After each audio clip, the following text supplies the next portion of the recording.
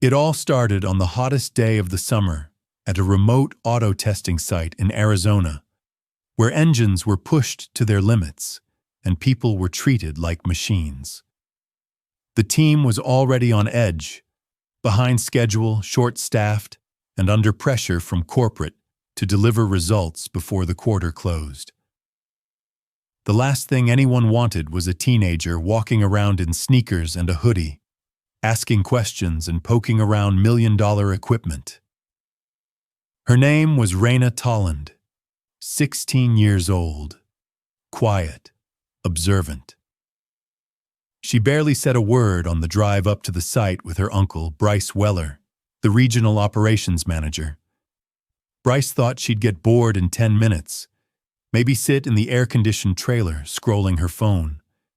Instead, she followed the crew around like a shadow, her dark eyes tracking every movement, every tool, every whisper of mechanical failure.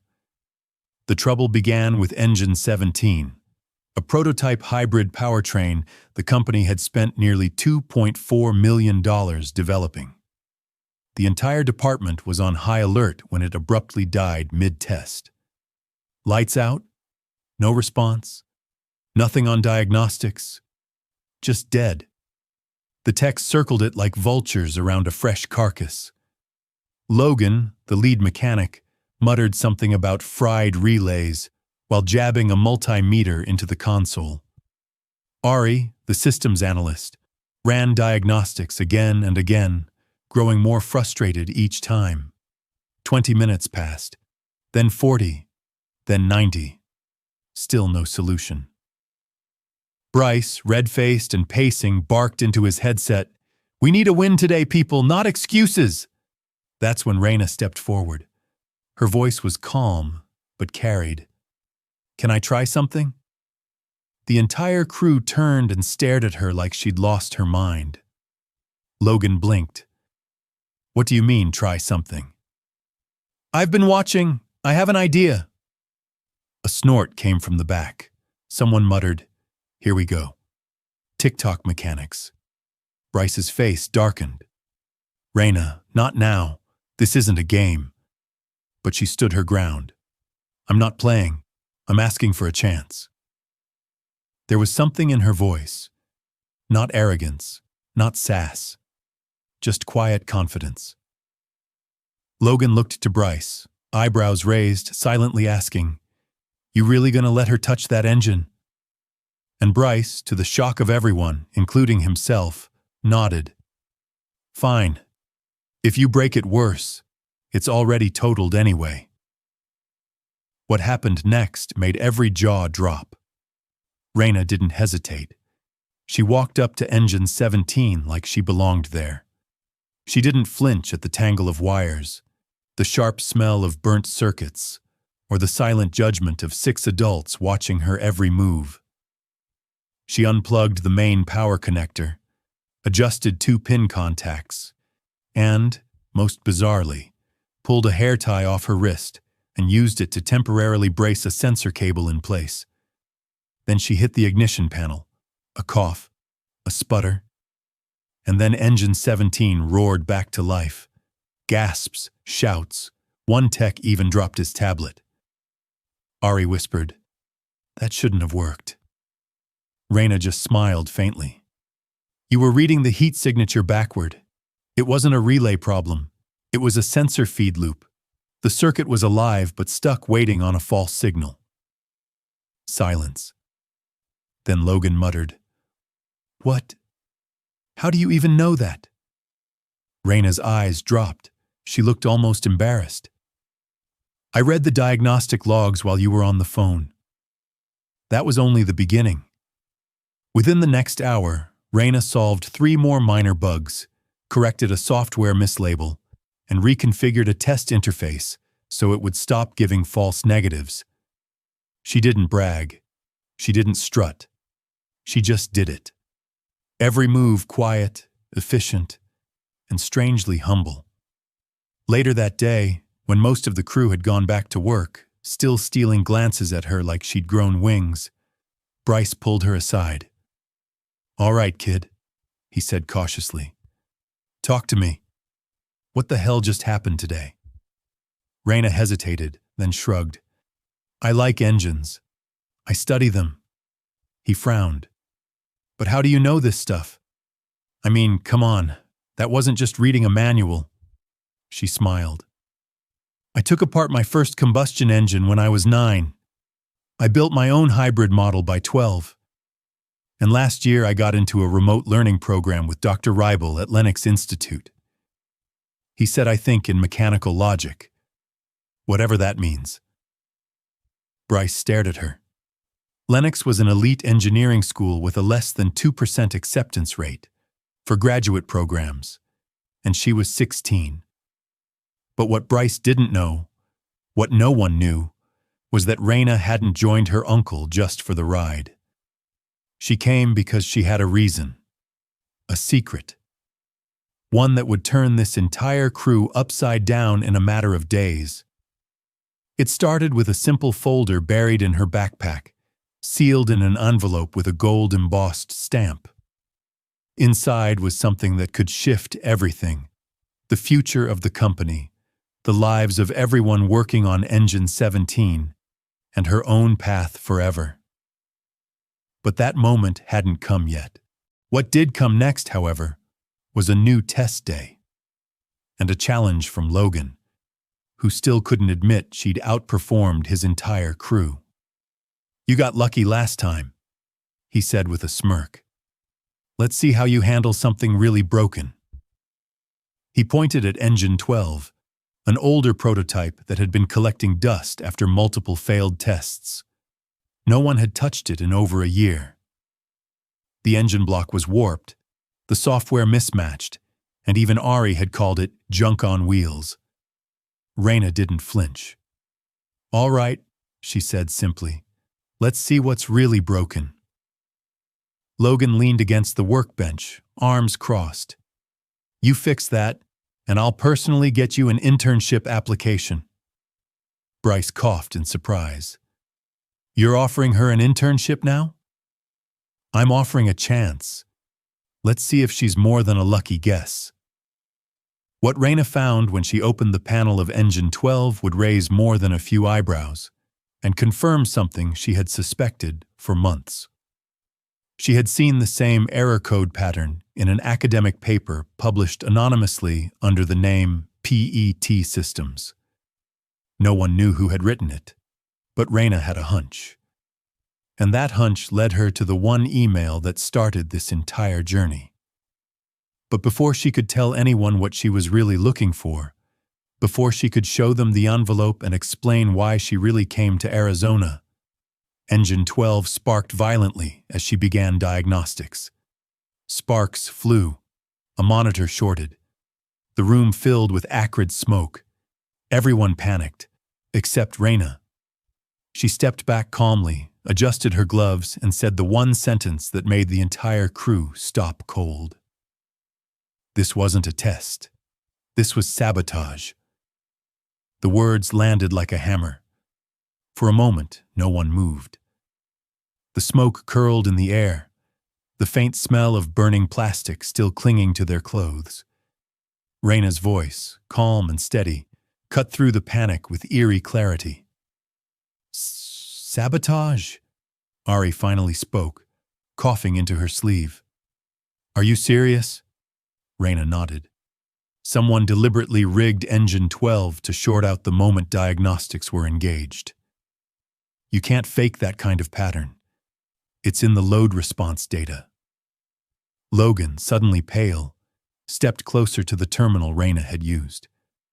Wait, you're saying someone wanted it to fail? Worse, Raina replied. They wanted someone to get blamed for it. She reached into the side pocket of her backpack and pulled out a small flash drive. I copied the log before it shorted. Want to see something interesting? They crowded around the backup terminal in the far corner of the garage, still stunned. Raina plugged in the drive and pulled up the captured data. A stream of code scrolled across the screen.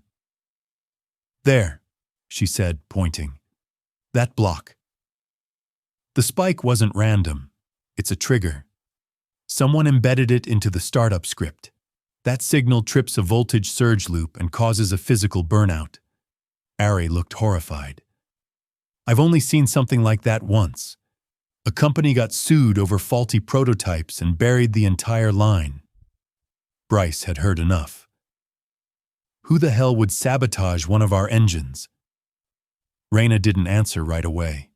Her eyes flicked across the crew. Most of them were still reeling, but one face caught her attention. Cullen, one of the junior software engineers, who hadn't said a word since the spark. He was sweating, staring at the screen too hard, breathing just a little too fast, but she didn't call him out. Not yet. I don't know who did it, she said carefully, but I think it was meant to scare someone off. Probably me. Logan blinked. You think someone rigged the engine to explode just to intimidate you? I think someone doesn't want this prototype to succeed, and I think they assumed I wouldn't notice what they buried in the code. That got everyone's attention. Bryce narrowed his eyes. All right, Raina. Start talking. What aren't you telling us? Raina hesitated for the first time. Then she reached into her backpack and pulled out the envelope. She handed it to Bryce. He opened it slowly. Inside was a sealed letter from Dr. Ingrid Reibel, head of Lennox Institute's Experimental Mechanical Systems program. The letter detailed a project proposal submitted by Raina under her mentorship, based on diagnostic algorithms that were strikingly similar to the ones now running in Engine 17. Bryce's mouth dropped. You designed part of the interface for Engine 17? I submitted a system prototype over a year ago, Raina said quietly. It was supposed to be part of a scholarship track. The institute said they passed on it. But a few months later, I found out a major auto firm had licensed something eerily close through a private contractor. So I traced the code structure through public patents. Logan, now stunned silent, muttered, You're saying this company stole your work? Raina nodded. And they didn't even bother changing the internal function labels. My original coding tags were still there. They just renamed the subroutines and masked the data logs. Ari whispered, That's criminal. It's also expensive to prove, Raina added. Unless someone at the source says something, or slips up.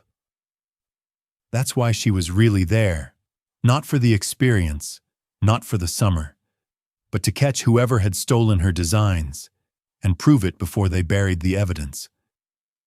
Bryce, still holding the letter, looked shaken. Why didn't you tell me any of this? Because I didn't know if I could trust you, Raina said simply. You're family, but you're also a manager. I didn't know if you'd protect the company or me. The room fell silent. Bryce nodded slowly, clearly wounded, but also impressed. You've been 10 steps ahead of us the whole time.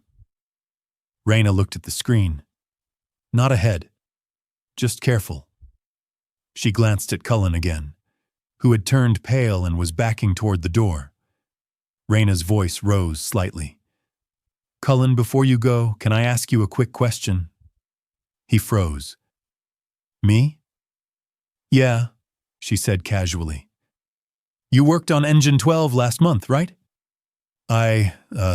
Briefly, yeah. Why? Then you'd know about the power cap failsafe override. You remember bypassing it? Cullen's eyes widened just a bit. I don't recall. Raina tilted her head. Strange, because your login credentials accessed the override panel 6 days ago, just long enough to plant that voltage loop. The room went ice cold. Cullen swallowed hard.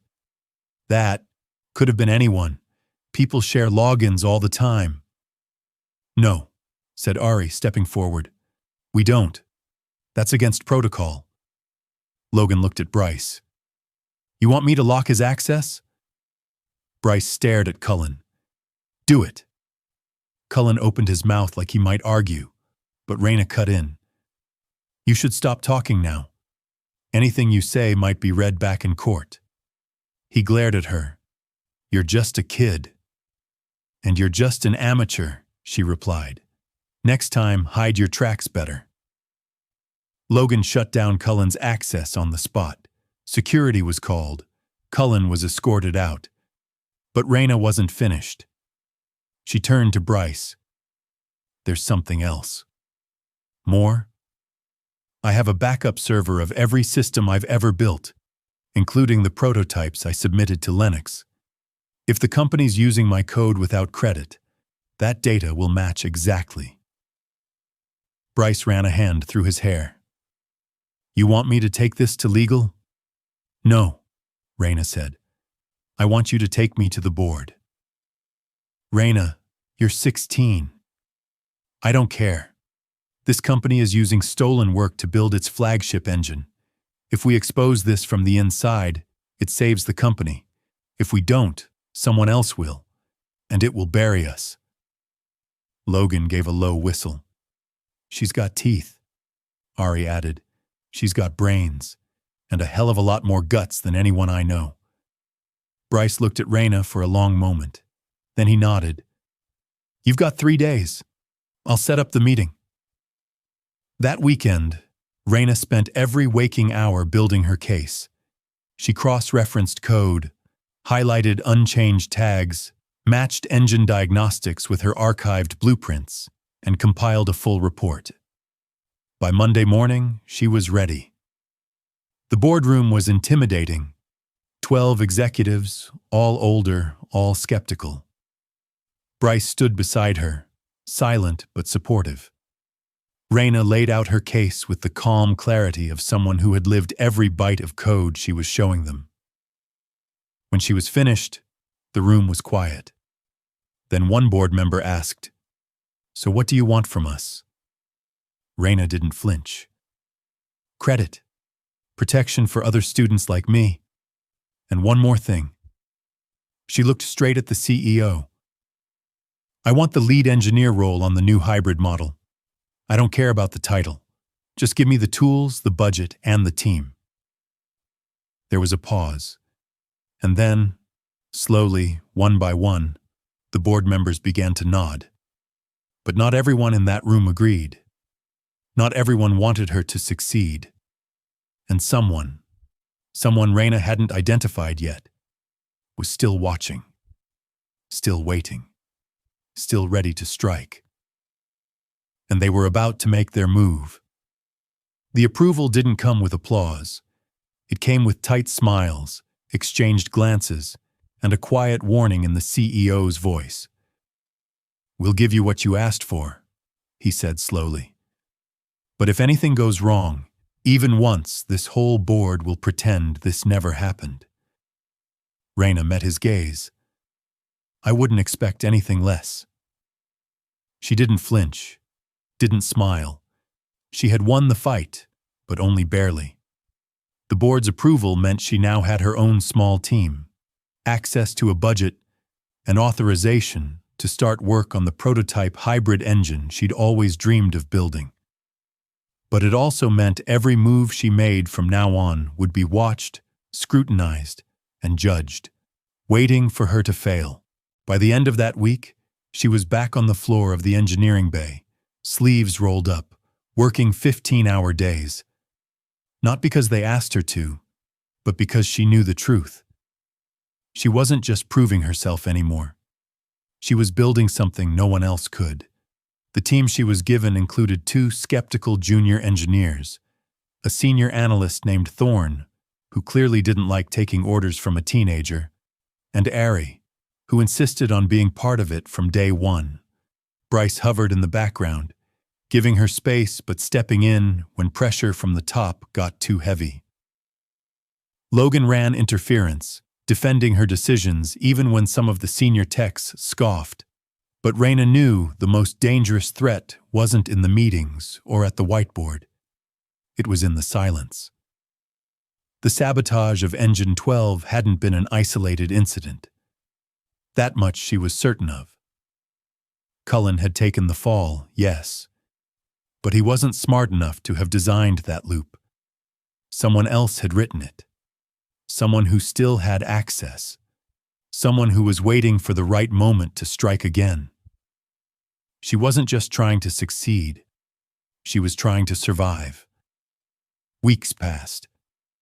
Reyna's new engine, codenamed Model Nucleus, began to take shape.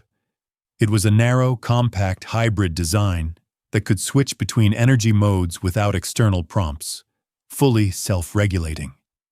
She was designing not just an engine, but a mind. And it was beautiful. The first time they ran the simulation, it exceeded the company's fuel efficiency benchmarks by 37%. It ran quieter, colder, and faster than the flagship combustion series. Executives started watching her from the glass offices above. But then things started going wrong. One morning, the schematics file Reyna opened had been corrupted. Another day, her access to the calibration toolset had been revoked inexplicably for over 4 hours. Thorne claimed it was a system glitch. And then came the worst of it. The control board for Nucleus's prototype engine, her core piece, was missing. Gone. Don't tell me it was misplaced, Reyna snapped. That part is tracked. Ari scoured the logs. It was checked out last night. Someone signed it out using your badge. My badge was locked in the secure locker, Reyna said. No one could have... She stopped. Unless someone had cloned it. Unless someone had been planning this long before Cullen was even caught. She pulled up the security feed, but the footage from that section of the lab, conveniently, had malfunctioned. That night, Reyna sat in the darkened break room, staring out the window, heart pounding. Her project was bleeding. Someone was attacking it from the inside. She couldn't stop thinking about what the CEO had said. One mistake, and they'd erase everything she'd done.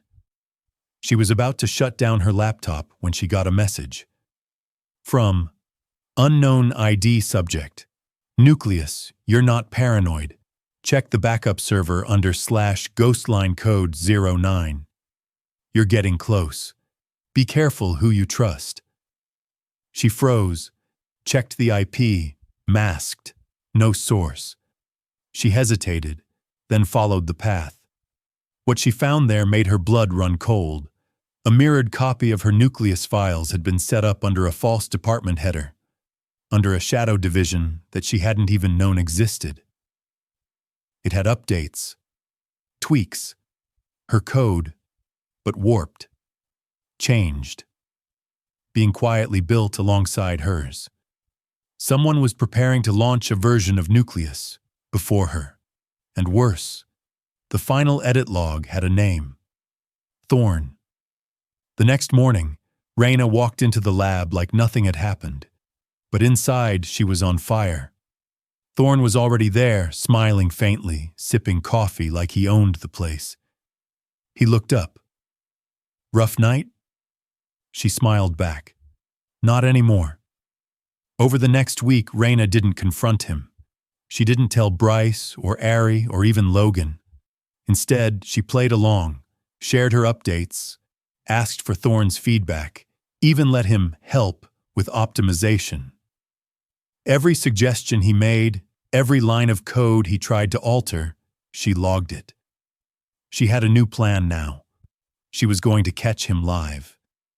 The board had scheduled the first public demo of Nucleus for 2 weeks later, an internal showcase for shareholders, press, and industry observers. Reyna made sure the version that would be shown was hers. She knew Thorne had a backup. She knew he was planning to switch it just before launch. She also knew he didn't realize her engine had a hidden fingerprint. Reyna had embedded a recursive response loop deep in the diagnostic kernel, a code pattern that only her version contained. If Thorne tried to replace it, the system would throw a fault. The night before the showcase, she stayed late in the bay alone, or so she made it seem. At exactly 11:47 p.m., the system log showed a terminal login. Thorn.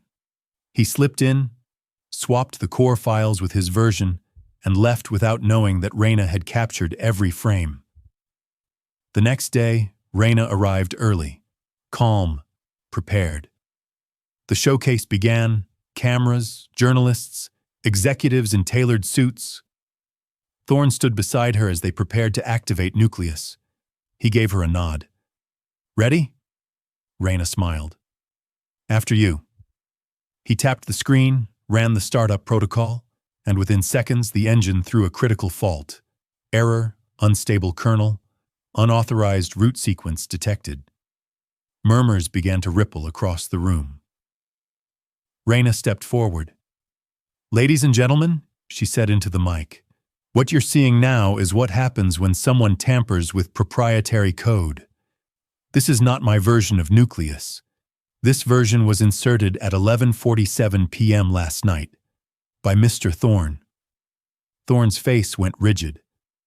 Reyna continued, I have the access logs. I have the video footage. And if you'd like, I can walk you through the fingerprint I embedded to detect unauthorized replication. The room exploded. Executives swarmed forward. Thorn tried to speak, but Bryce silenced him with a single glare. Security arrived less than a minute later. He didn't resist. He didn't say a word, because he knew. He'd been outplayed by a 16-year-old girl. Reyna stood in the middle of the storm, heart pounding but steady. She had done what no one expected. She hadn't just exposed the sabotage, she had built the future of the company, while they tried to destroy her. Later that week, the CEO himself called her in. I owe you an apology, he said simply. You don't, Reyna replied. You gave me a shot. That's more than most people would have. He smiled faintly. You're not going back to school, are you? I will. But I'm not done here yet. He nodded. Well then, he said, let's talk about your new role. Effective immediately, Chief Innovation Analyst. Reyna didn't smile. She didn't need to. She was 16.